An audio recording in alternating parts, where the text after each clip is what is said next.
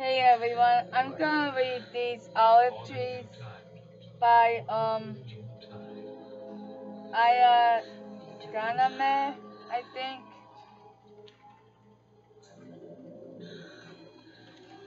Okay,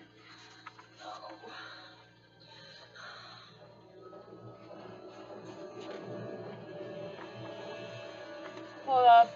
I'm actually gonna not show you the pictures because it's hard reading while showing pictures. So yeah, every year Mama harvests the olives right outside the refugee camp where Ore and her family live. This year, as she prunes the olive grove under a sky of infinite blue-gray, Ore wonders about the first person to ever taste the small oval fruit. She imagines them picking the olive and biting halfway down into its savory center. They must have waited years for the tree to produce even a single fruit. Did they like how it tasted? Or I think they must have hated it. Olives don't always taste very good directly from the tree. They can be quite bitter at first, or maybe Ore ponders they were pleasantly surprised by its acidity. Ore is always too impatient to go through the week-long process of curing and finding the fruit. The way her mama taught her, too eager to taste the olive straight from the tree, she ends up disappointed by the bitter taste. But sometimes the olive surprises her, and she finds joy in the bitterness. After all, with work and patience, these bitter olives can be used to make so many things. In the refugee camps, they use the trimmings from the trees to light fires and to make ornaments and tools. They press the oil from the olives to cook and even to make soap. Sometimes her life in the camp surprises her too, and she finds happiness in the sorrow around her. What do you want for lunch? Mama passes the olives to Ore, Which one? Turkey? who This soup. always helps her family in the grove. Crab? It's odd that we're gathering the olives so soon. Cream of crab? Ore thinks to herself, it's not harvest season quite yet.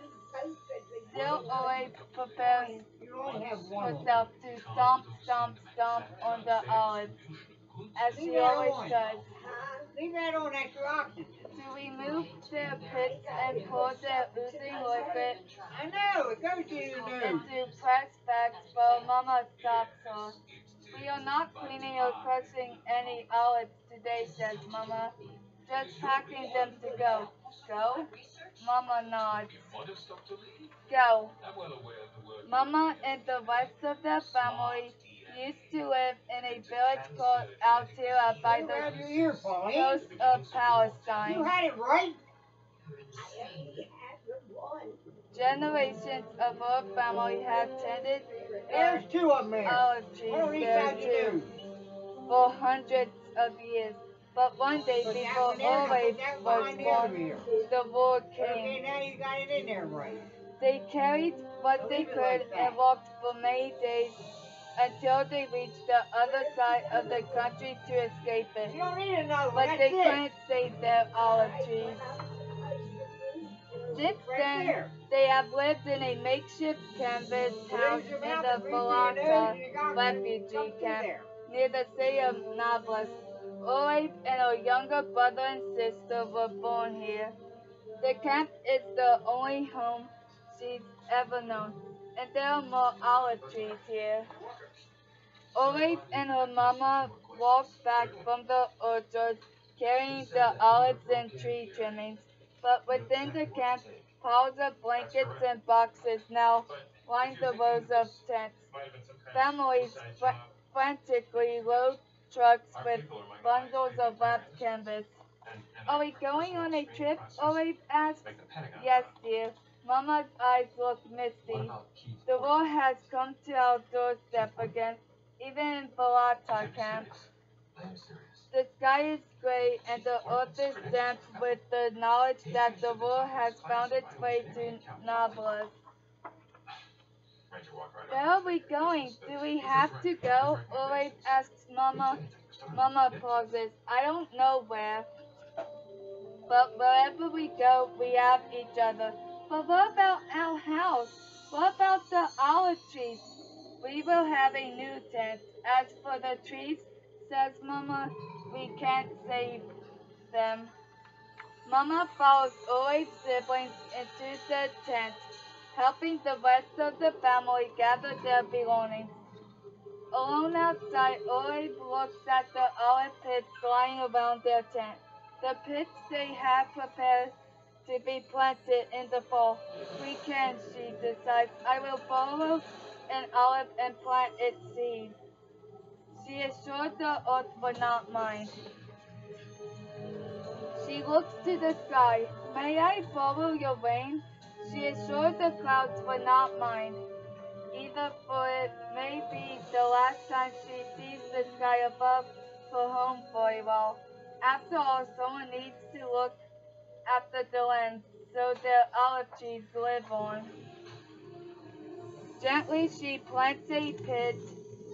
Although olive trees take a long, long time to grow and even longer to produce olives, Olive decides that for once she will be patient.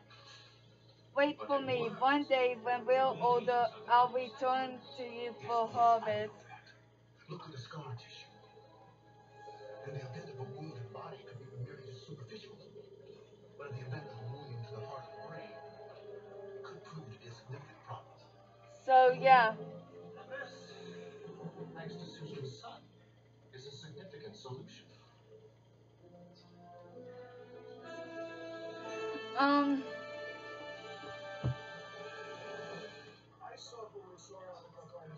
Some people did a review of the book and said that it's not appropriate for kids because of sexuality. But there was nothing about sexuality in that book. I think it was just Zionists leaving reviews so that it would get pulled. Wait, why did I do that? Reverse visible skin damage with a world-first peptide technology. Who's got damage? Besides all of us. Don't regret, just reverse. The reviews are on Amazon.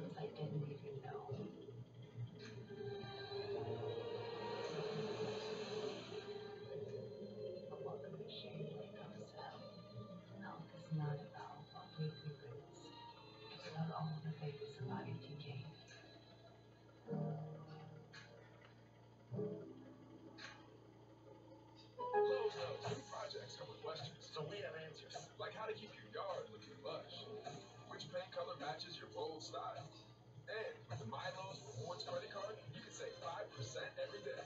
You got this. We got you. How far would you go to set the ambiance of your space? Try the Airwick way with Airwick Essential Mist. Infused with natural essential oils to fill your moment with immersive fragrance for up to 45 days. Now that's a breath of I'm fresh gonna air. read the 1-star reviews. So I checked this book out of my public library and it's unbelievable in terms of how horrible it is. Basically a completely distorted version of historical events, which isn't the part that bothers me. It's the constant allusion to a dehumanized enemy portrayed as pure evil. The enemy, of course, is never named. The other is too smart for that, but obvious reference to Israeli/Jews. If you want your kids to grow up to hate Jewish people, then this is the book for you. If you're looking for something that finds the humanity and honesty in a horrible conflict, then look elsewhere. See, this person thinks that Israelis equals Jewish, but it doesn't. You can be anti-Zionist while not being anti-Semitic. Plus, Palestinians do count as Semitic people.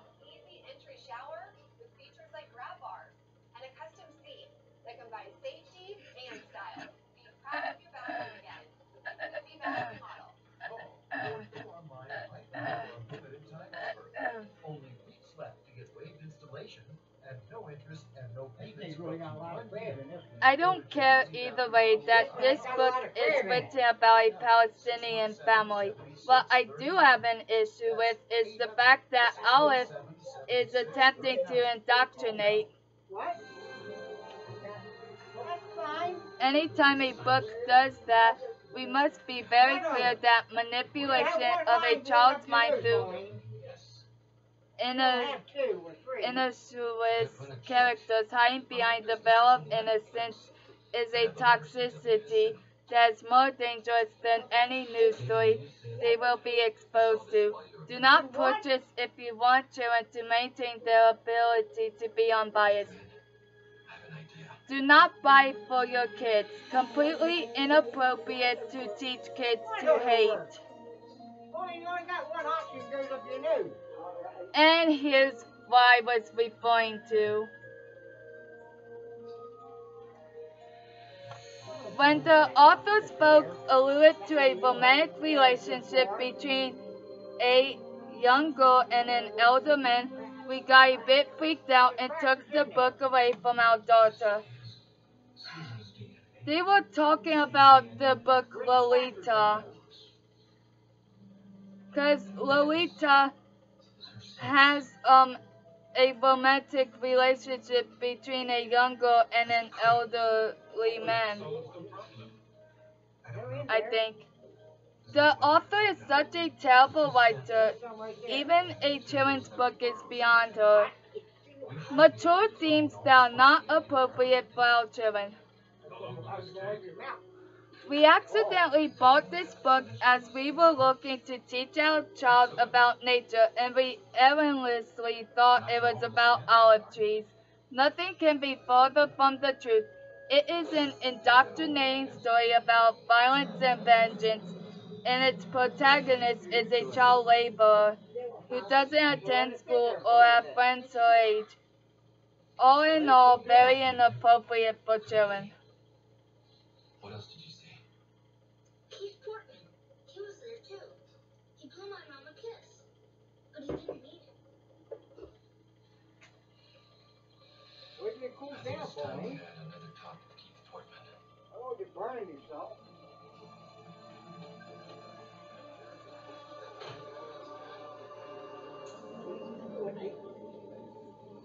I ain't gonna eat anything.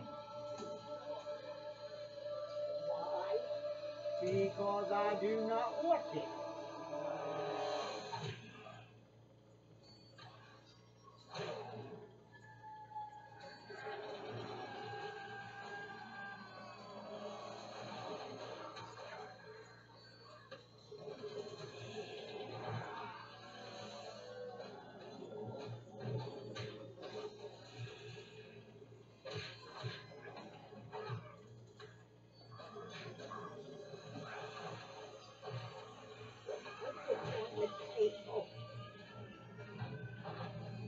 Here's a 5-star review. Unfortunately, anti-Palestinian Zionists are trying to smear this as a hate book, which is merely them projecting their own hate onto Palestinians. Please read it and judge for yourself. Do not trust the bad reviews. Setting to the centrifuge. They're not right.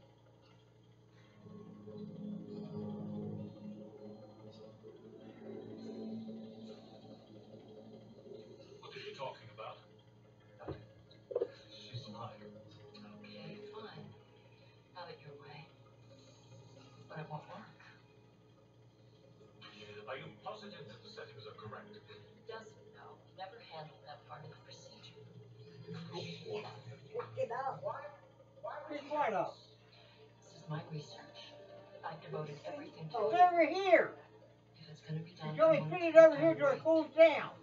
All right.